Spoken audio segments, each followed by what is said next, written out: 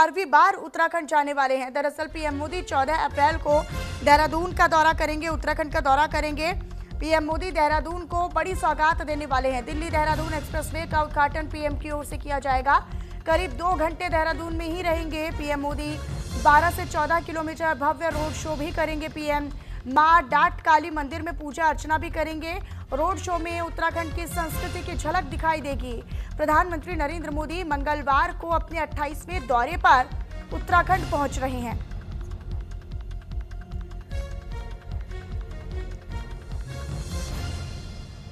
ये दौरा राज्य के लिए कई मायनों में अहम माना जा रहा है और बड़ी सौगात यहां पर देने वाले हैं। कनेक्टिविटी के लिहाज से एक बड़ी सौगात उत्तराखंड वासियों को मिलेगी और घंटों का सफर, कई घंटों का सफर कुछ मिनटों में पूरा करने वाला दिल्ली देहरादून हाईवे भी समर्पित कर दिया जाएगा।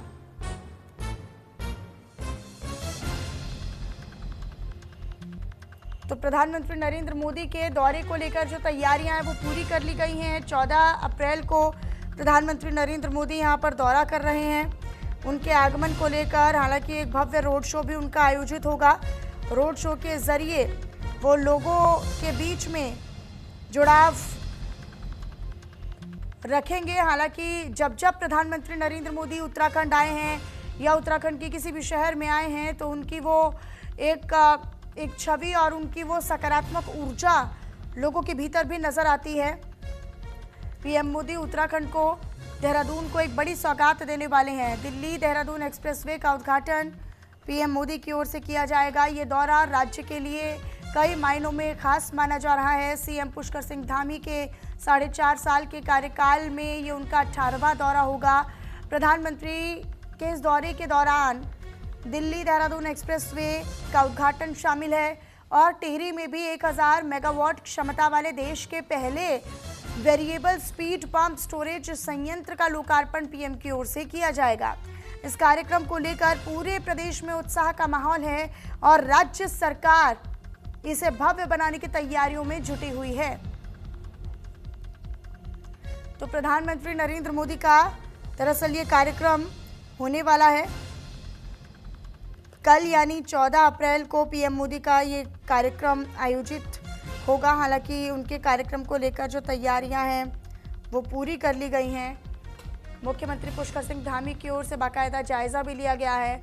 मां डाट काली मंदिर में वो पूजा अर्चना भी करेंगे और उनके रोड शो के संबंध में भी जो तैयारियां हैं वो पूरी कर ली गई हैं। फिलहाल ये जानकारी अब तक साझा कर रहे हैं प्रधानमंत्री नरेंद्र मोदी 18वीं दफ़ा उत्तराखंड आ रहे हैं, देहरादून आएंगे कल यानी 14 अप्रैल को। पीएम मोदी का ये भव्य कार्यक्रम रहने वाला है। कनेक्टिविटी के लिहाज से दिल्ली और देहरादून की जो कनेक्टिविटी है उसको सुगम बनाने का प्रयास अब किया जा रहा है। हरिवंश वशिष्ठ मेरे साथ, मेरे सहयोगी जुड़े हुए हैं, अधिक जानकारी वो देंगे। हरिवंश बताइएगा, कल पीएम मोदी यहाँ पर पहुंचने वाले हैं, क्या समय रहने वाला है, किस तरह की तैयारियां चल रही हैं? जी बिल्कुल, देखिए पूरी उत्तराखंड की जनता के अंदर उत्सुकता देखने को मिल रही है। प्रधानमंत्री नरेंद्र मोदी उत्तराखंड पहुंचेंगे, सुबह 10 बजे एयरपोर्ट पहुंचेंगे और उसके बाद 12 बजे पहुंचेंगे और पूजा अर्चना के साथ शुरुआत करेंगे अपने कार्यक्रम की। और उसके बाद पहला रोड शो, उत्तराखंड का रोड शो इस बार रहने वाला है और कई किलोमीटर लंबा ये रोड शो रहने वाला है, जिसमें भारी तादाद में, भारी संख्या में जो है लोग उनको देखने वहां पर पहुंचेंगे। रोड शो के बाद फिर वो मैदान में जाएंगे, महिंद्रा मैदान में जाकर वो जनसभा करेंगे और भारी तादाद में वहां पर लोग पहुंचेंगे। और साफ तौर से एक बड़ी सौगात देने की बात इस बार चल रही है। जो सफर पहले 5 से 6 घंटे में होता था, दिल्ली देहरादून का ये एक्सप्रेसवे है, वो अब मात्र 2.5 घंटे में होगा। तो कहीं ना कहीं एक जो परियोजनाओं को जो ये धरातल पे उतारने की जो बात यहाँ पर की है, प्रधानमंत्री नरेंद्र मोदी जब जब उत्तराखंड पहुंचते हैं तो लोगों में उत्सुकता देखने को मिलती है। साफ तौर से मुख्यमंत्री पुष्कर सिंह धामी लगातार हर, चाहे सुरक्षा व्यवस्था की बात कर ली जाए या फिर क्योंकि देहरादून जो है इस वक्त हाई अलर्ट पर चल रहा है, चाहे बात कर ली जाए ट्रैफिक की जो रूट प्लान थे उनको भी डाइवर्ट कर दिया गया, हर तरीके की जो है पुख्ता इंतजाम किए गए हैं। आईजी गढ़वाल भी लगातार निरीक्षण पे है, तमाम बड़े आईएएस अधिकारी भी लगातार निरीक्षण पर है और इस चीज पर खास नजर बनाई हुई कि प्रधानमंत्री नरेंद्र मोदी आएंगे, वीवीआईपी मूवमेंट देहरादून में होगा तो किसी भी तरीके की कोई भी समस्या देखने को ना मिले और ऐसे आने वाले रोड मैप का जो है डिस्कशन किया जाएगा, क्योंकि 2027 में विधानसभा चुनाव भी है। तो कहीं ना कहीं एक बड़ी रणनीति भी यहाँ पर है भारतीय जनता पार्टी की, सरकार की। सिलसिलेवार क्या कार्यक्रम रहने वाला है कल का? वो मंदिर में जाकर पूजा अर्चना भी करेंगे, फिर रोड शो भी करेंगे, जनता को भी संबोधित करेंगे, तमाम सौगातों की तमाम जो ये उनके प्रोजेक्ट्स हैं उनका उद्घाटन भी करेंगे। उनका सिलसिलेवार जरा कार्यक्रम बताइएगा हरिवंश। जी बिल्कुल, देखिए सुबह 10 बजे एयरपोर्ट प्रधानमंत्री नरेंद्र मोदी पहुंचेंगे और पुष्कर सिंह धामी उनको रिसीव करेंगे। उसके बाद डाटकाली मंदिर जाके पूजा अर्चना करेंगे प्रधानमंत्री नरेंद्र मोदी और उसके बाद जो ये एक्सप्रेस है उसका लोकार्पण, इसका उद्घाटन किया जाएगा और उसके बाद महिंद्रा मैदान में एक जनसभा, एक भारी तादाद में वहां पर लोग पहुंचेंगे। प्रधानमंत्री नरेंद्र मोदी संबोधित करेंगे सभी लोगों को। लगभग 2 घंटे प्रधानमंत्री नरेंद्र मोदी यहाँ पर रहने वाले हैं और उसके बाद प्रधानमंत्री नरेंद्र मोदी यहाँ से रवाना होंगे दिल्ली के लिए। सभी रूट प्लान्स डाइवर्ट कर दिए गए हैं और किसी भी तरीके की जो आम जनता है उनको आवाजाही में किसी तरीके की समस्या ना हो, प्रशासन की इस चीज पे भी खास तौर से नजर है। हालांकि देहरादून थोड़ा सा क्राउडेड प्लेस है तो थोड़ी समस्या देखने को मिल सकती है, लेकिन प्रधानमंत्री नरेंद्र मोदी जब यहाँ पहुंचते हैं, पुष्कर सिंह धामी का भी साफ तौर से कहना है कि प्रधानमंत्री नरेंद्र मोदी का एक अलग ही लगाव उत्तराखंड से रहता है। तो कहीं ना कहीं जो लोग बाग हैं वो भी थोड़ी समस्या को झेलने के लिए तैयार है कि कहीं ना कहीं थोड़ी सी जो यहाँ पर प्रॉब्लम देखने को मिलेगी, लेकिन एज सच कोई बड़ी प्रॉब्लम देखने को नहीं मिलेगी। साफ तौर से भारी तादाद में प्रधानमंत्री नरेंद्र मोदी वहां पर पहुंचेंगे, आने वाले विकास कार्यों की घोषणा भी कर सकते हैं, कई बड़ी सौगात भी दे सकते हैं। अब देखने वाली बात ये होती है कि प्रधानमंत्री नरेंद्र मोदी पहुंचेंगे और जनता के बीच में कितनी उत्सुकता देखने को मिलती है। जी ठीक है, अपनी नजर आप हरिवंश बनाकर रखिएगा। शुक्रिया आपका इस तमाम जानकारी को लिए साझा किया आपने उसके लिए। चलिए आगे बढ़ते हैं। आपको बताया जाए, नई दिल्ली के विज्ञान भवन में आयोजित नारी शक्ति वंदन सम्मेलन के दौरान पीएम मोदी ने संवाद करते हुए कहा कि नारी शक्ति ही विकसित भारत की असल आधारशिला है। महिलाओं के बिना देश की प्रगति बिल्कुल अधूरी है। पीएम मोदी के संबोधन के बाद ऋषिकेश जिला कार्यालय में प्रेस कॉन्फ्रेंस भी हुई। इस दौरान बीजेपी प्रदेश प्रवक्ता हनी पाठक ने कहा कि नारी शक्ति वंदन अधिनियम से महिलाएं नीति निर्धारण में निर्णायक भूमिका निभाएंगी। जिलाध्यक्ष राजेंद्र तड़ियाल ने बताया कि मोदी सरकार में महिलाओं को सम्मान और अधिकार दोनों मिले हैं। इस मौके पर जिला महामंत्री प्रतीक कालिया और महिला मोर्चा अध्यक्ष ममता नयाल, मीडिया प्रभारी मनीष क्षेत्रीय समेत कई पदाधिकारी मौजूद रहे। हमारा 21वीं सदी का भारत है और 21वीं सदी में इतना बड़ा निर्णय लेना हर किसी के बस की बात नहीं है और भारतीय जनता पार्टी सरकार, हमारे यशस्वी प्रधानमंत्री श्री नरेंद्र मोदी जी ने ये एक बहुत बड़ा तोहफा हमारी नारियों को दिया है, नारी शक्ति वंदन अधिनियम पास कर और 16, 17, 18 का जो ये संसद सत्र होने जा रहा है, इसमें सिर्फ ये नारियों को समर्पित जो सत्र है वो एक बहुत बड़ा एक पहल करी गई है। जो हमारी महिलाओं को 13-14% महिलाएं थी जो राजनीति में आती थी, उनके लिए बहुत बड़ा अवसर साबित होने वाला ये वंदन अधिनियम है और इसमें 33% महिलाएं हमारे राजनीतिक क्षेत्र में आगे आएंगी, जिससे ये देखने को मिलेगा कि अपने घर की व्यवस्था को जिस प्रकार से सुचारू रूप से हम महिलाएं संभालती हैं, उसी प्रकार से राजनीति की व्यवस्था को भी सुचारू रूप से यथा स्वरूप पूरे धरातल पर उतारने में महिलाएं आज के समय में पूरी तरीके से सक्षम है। तो वहीं आगे बढ़ लेते हैं। अब आपको बताया जाए, हरिद्वार में आयोजित विचार गोष्ठी में उत्तराखंड की कैबिनेट मंत्री रेखा आर्या ने नारी शक्ति वंदन बिल को महिलाओं के सशक्तिकरण और महिलाओं की मजबूती की दिशा में एक बड़ा और ऐतिहासिक कदम बताया। उनका साफ कहना था कि इस बिल के लागू होने से संसद और विधानसभा में महिलाओं को 33% आरक्षण मिलेगा, रिजर्वेशन मिलेगा, जिससे राजनीति के साथ साथ सामाजिक क्षेत्रों में भी महिलाओं की भागीदारी मजबूत होगी। मंत्री ने यह भी कहा कि पीएम के नेतृत्व में महिलाओं को आगे बढ़ाने की सोच लगातार जमीन पर उतर रही है और ये बिल उसी दिशा में महत्वपूर्ण पहल है।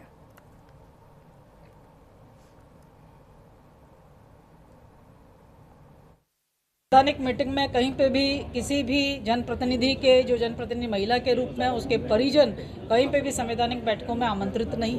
मैं समझती हूँ कि उन बैठकों से वो स्वयं ही अपने आप में जो है संवैधानिक परंपराओं का वो पालन करते हैं। और भारतीय जनता पार्टी के जो जनप्रतिनिधि हैं, मैं समझती हूँ उनमें तो 100% इसका पालन है। और जहाँ कहीं भी इस प्रकार से होता है तो निश्चित रूप से मीडिया बंधुओं के माध्यम से हो, चाहे वो सरकार के माध्यम से, उसको सुनिश्चित किया जाता है कि निर्णयकर्ता ये जो हमारा जनप्रतिनिधि जिस किसी रूप में भी है, चाहे वो ग्राम पंचायत स्तर पर है, चाहे वो मेयर के स्तर पर है, वो ही उसके निर्णायक होंगे। इसको लेकर सुनिश्चितता की जाती है। आगे बढ़ते हैं। उत्तराखंड में राजनीतिक बयानबाजी का दौर लगातार जारी है। बीजेपी विधायक विनोद चमोली ने कांग्रेस पर गंभीर आरोप लगाते हुए सवाल खड़े किए हैं। उन्होंने सोशल मीडिया पर वायरल हो रहे वीडियो का जिक्र करते हुए कहा कि भावना पांडे की ओर से लगाए गए आरोपों को नजरअंदाज नहीं किया जा सकता और ये भी कहा कि कांग्रेस प्रदेश अध्यक्ष गणेश गोदियाल पर टिकट बेचने और आर्थिक लेन देन से जुड़े गंभीर आरोप लगाए गए हैं। इतने गंभीर आरोपों पर कांग्रेस की ओर से कोई स्पष्ट प्रतिक्रिया नहीं आई है, जिससे स्थिति और संदिग्ध हो जाती है और डाउटफुल हो जाती है। बीजेपी विधायक ने मांग की है कि कांग्रेस इन आरोपों पर जनता के सामने जवाब दे और सच्चाई साफ करे।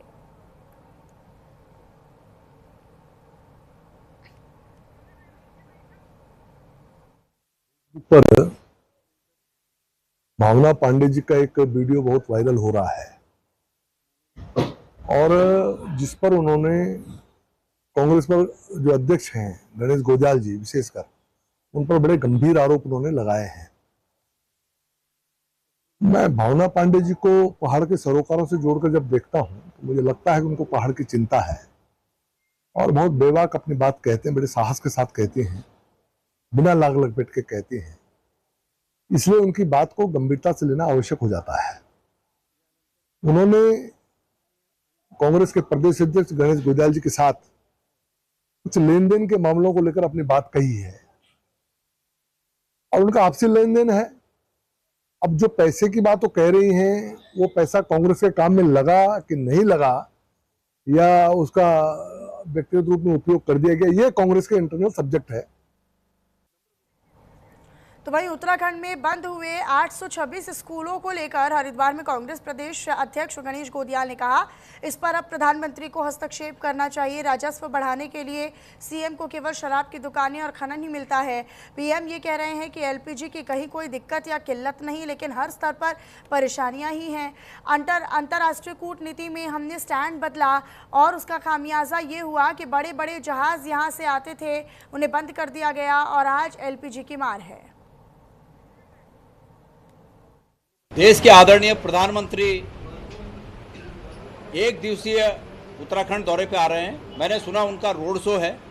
मैं उम्मीद करता हूं कि रोड शो के अलावा वो उत्तराखंड के जनता के हित में और उत्तराखंड के हित में ये जो 10 यक्ष प्रश्न हैं, मंत्रिमंडल की बैठक बिठाकर इन 10 प्रश्नों का हल ढूंढकर और उत्तराखंड की जनता को बताकर जाएं। नंबर 1 प्रश्न है कि अंकिता भंडारी हत्याकांड में उनकी पार्टी के जो तथाकथित वीआईपी हैं उनका नाम उजागर हो। अब तक सीबीआई की जांच क्यों आगे नहीं बढ़ी? 4 महीने का समय बीतने पर भी कोई गिरफ्तारी नहीं हुई। अंकिता भंडारी के माता पिता का प्रार्थना पत्र को आधार न बनाकर अन्यों के प्रार्थना पत्र को आधार बनाया गया। इसके लिए प्रधानमंत्री जी पूछा जाए इस सरकार से, वन्य जीव और मानव संघर्ष में सरकार ने अब तक क्या किया, इसकी जानकारी होनी चाहिए। तो वहीं अल्मोड़ा के चौहान बाटा में यूथ कांग्रेस की नवनिर्वाचित कार्यकारिणी का भव्य स्वागत कार्यक्रम आयोजित किया गया। इसी दौरान कार्यकर्ताओं और स्थानीय लोगों ने नवचयनित पदाधिकारियों का फूल मालाओं के साथ स्वागत किया। कार्यक्रम में यूथ कांग्रेस के पदाधिकारियों ने संगठन को मजबूत करने और युवाओं की आवाज़ को प्रमुखता से उठाने का संकल्प लिया। उन्होंने कहा कि युवा वर्ग की समस्याओं को लेकर भी लगातार संघर्ष करेंगे और संगठन को जमीनी स्तर पर सक्रिय भी बनाएंगे। इस मौके पर अल्मोड़ा विधायक मनोज तिवारी ने कहा कि युवाओं की भागीदारी से ही संगठन को नई ऊर्जा मिलती है और यूथ कांग्रेस आने वाले समय में जनहित के मुद्दों को लेकर सशक्त भूमिका भी निभाएगी।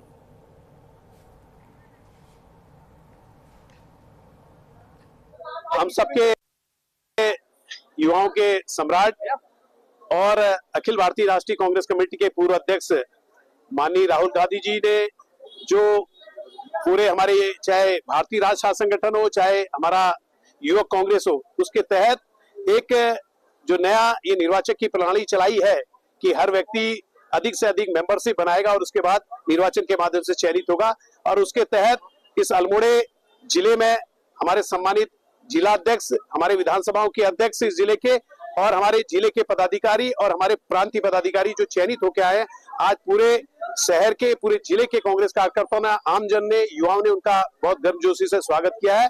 मैं इनको बहुत बहुत बधाई देता हूं इनके उज्जवल। सबसे पहले तो मैं जो हमारे नवनिर्वाचित जो हमारे यूथ कांग्रेस के पदाधिकारी यहाँ सबका हार्दिक स्वागत करता हूँ, उन्हें बहुत बहुत बधाई देना चाहता हूँ कि आज राहुल गांधी ने जो एक आम व्यक्ति को जो आगे बढ़ने का मौका दिया है यूथ कांग्रेस के माध्यम से, तो उसी के तहत जो है आज हमारे यूथ कांग्रेस के पदाधिकारी का जो निर्वाचित हुए हैं उनको बहुत बहुत बधाई है। और साथ ही मैं अपेक्षा करता हूं कि कांग्रेस संगठन को मजबूत करने में और युवाओं को पार्टी से जोड़ने में अपनी महत्वपूर्ण भूमिका का निर्वहन करेंगे। और इसी को लेकर और जो पार्टी की जो नीतियां हैं उसको लेकर जो है गाँव-गाँव तक जो है लोगों को पहुंचाने का काम करेंगे।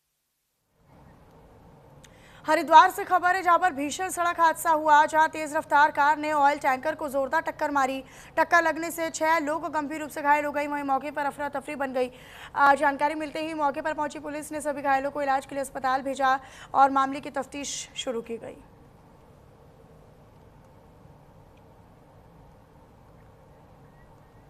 तो फिलहाल ये हादसे के दरमियान की तस्वीरें हैं, किस तरीके से घायलों को अस्पताल में भर्ती करवा दिया गया। मौके पर पहुंची पुलिस ने दरअसल स्थिति को कंट्रोल करने की कोशिश की। ये तेज़ रफ्तार का कहर दिखाई दिया है। हादसे में 6 लोग गंभीर रूप से घायल हैं। सभी घायलों को अस्पताल में भर्ती करवा दिया गया है। हादसे के दौरान की तस्वीरें हैं और ये क्षतिग्रस्त वाहन देखकर आप अंदाज़ा लगा सकते हैं। तो वही विकास नगर से खबर है, जहां के बाबूगढ़ स्थित सरस्वती विद्या मंदिर स्कूल इन दिनों गंभीर आरोपों के घेरे में घिरा है। स्कूल प्रबंधन यानी मैनेजमेंट पर एनुअल चार्ज के नाम पर अभिभावकों से मनमानी वसूली का आरोप लग रहा है। हैरानी की बात यह है कि इस पूरे मामले में शिक्षा विभाग के अधिकारियों के ही अलग अलग बयान सामने आ रहे हैं। आरोप है कि नए सत्र और नए सेशन की शुरुआत में ही बिजली, पानी और डायरी जैसे मदों के नाम पर अतिरिक्त शुल्क लिया जा रहा है। अभिभावक का ये कहना है कि उनसे 2,900 रुपये का एनुअल चार्ज वसूला जा रहा है, जिसे वह गलत बता रहे हैं। तो वही प्रधानाचार्य यानी प्रिंसिपल ने सभी आरोपों को सिरे से नकार दिया है। उनका कहना है कि जो भी शुल्क लिया जा रहा है वो नियमों के तहत है। इधर मामले ने तूल तब पकड़ा जब जिला शिक्षा अधिकारी प्रेमलाल भारती ने इस पर संज्ञान लिया।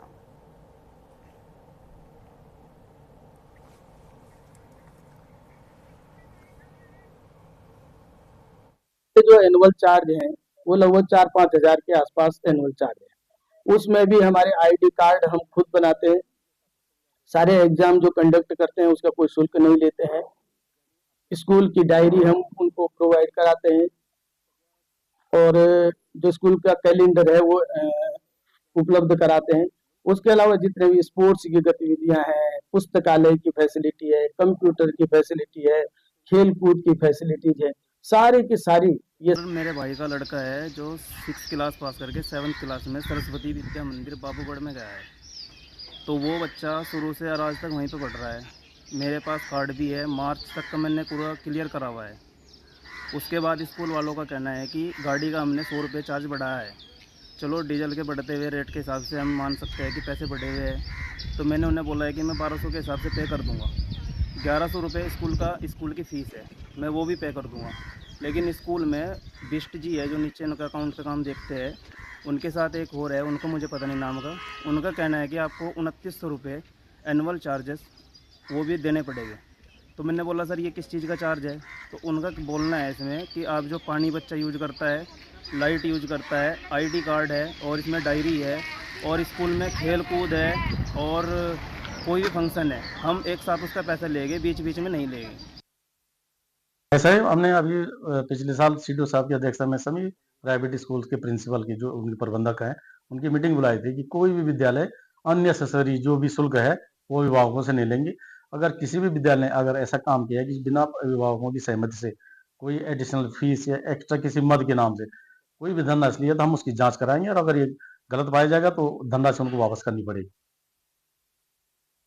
तो वहीं गौ माता को राष्ट्रमाता घोषित करने और गौ हत्या पर पूरी तरह प्रतिबंध लगाने की मांग को लेकर पूरे देश भर में गौ सम्मान आवाहन अभियान के तहत हस्ताक्षर अभियान चलाया जा रहा है। और इसी दरमियान 27 अप्रैल को देश की 5400 से ज़्यादा तहसीलों में राष्ट्रपति और प्रधानमंत्री के नाम ज्ञापन सौंपे जाएंगे। वहीं तीर्थ नगरी ऋषिकेश में भी कार्यक्रम के तहत जगह जगह पर कैंपिंग लगाकर हस्ताक्षर अभियान चलाया जा रहा है। त्रिवेणी घाट पर हस्ताक्षर अभियान का कैंप लगाया गया, जिसमें हजारों लोगों ने हस्ताक्षर कर इस कार्यक्रम के भागीदार बने और सेल्फी पॉइंट्स पर सेल्फी भी खिंचवाई। कार्यक्रम ये एक गौ सम्मान आह्वान अभियान है जो कि भारत के संतों के द्वारा पूरे भारतवर्ष में चलाया जा रहा है, जिसमें से हम सरकार से गौ रक्षा संबंधित 3 आग्रह कर रहे हैं, जिसमें सर्वप्रथम गौ माता को राष्ट्रमाता, राष्ट्रदेव, राष्ट्र आराध्या, राष्ट्र धरोहर या राष्ट्र आधार का सम्मानित पद प्रदान करे सरकार, या और गौ सेवा हेतु केंद्रीय कानून बने, जिससे संपूर्ण भारतवर्ष में समान रूप से गौ सेवा हो सके। तो वहीं मुख्यमंत्री पुष्कर सिंह धामी ने मुख्यमंत्री आवास पर नीम करौली बाबा पर आधारित फिल्म का प्रोमो और पोस्टर दोनों जारी किया। इस मौके पर मुख्यमंत्री पुष्कर सिंह धामी ने कहा कि ये फिल्म महज एक सिनेमाई प्रस्तुति भर नहीं है, बल्कि आस्था, भक्ति और मानवता के सर्वोच्च आदर्शों को समाज के हर वर्ग तक पहुँचाने का एक सराहनीय प्रयास है। उन्होंने ये भी कहा कि नीम करौली बाबा का दिव्य जीवन आज भी लाखों लोगों को प्रेरित कर रहा है। उनकी शिक्षाएं सादगी, करुणा, सेवा और भक्ति को बढ़ावा देती हैं। ये ऐसे मूल्य हैं जो वर्तमान समय में अत्यंत प्रासंगिक हैं। इस मौके पर योग गुरु स्वामी रामदेव, स्वामी चिदानंद सरस्वती जी, फिल्म निर्देशक शरद सिंह ठाकुर और अन्य कलाकार मौजूद रहे।